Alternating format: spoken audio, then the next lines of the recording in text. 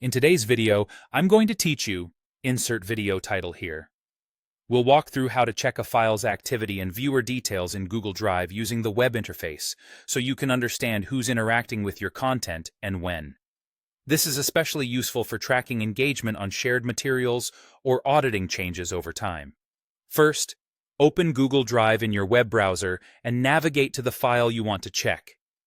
You can scroll through your folders, switch between list and grid views, or use the search bar at the top to find it quickly. Make sure you're using the web version of Google Drive, as these activity tools work best there. Once you've located the file, right-click it and select View Details. If you prefer, you can also click the small eye icon, often found near the top right corner of the Drive interface, after selecting the file. Either option opens a Details pane on the right side of your screen.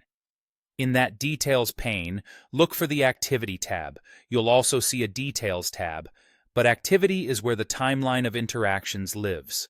Click Activity to reveal a chronological list of what's happened with the file. Now review the list of actions. You'll typically see events such as views, edits, comments, and sometimes sharing changes. Each entry shows who performed the action, if that information is available to you, along with a timestamp.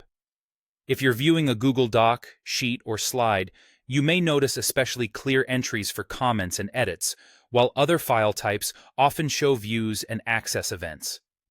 Keep in mind that the feed is ordered by time, so the most recent interactions appear at the top. It's important to note that detailed viewing information is only available for files in shared drives or for files that you own.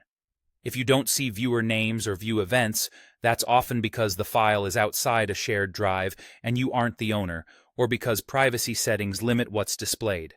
In some cases, you might see generalized entries like "someone viewed," which indicates limited visibility into who accessed the file.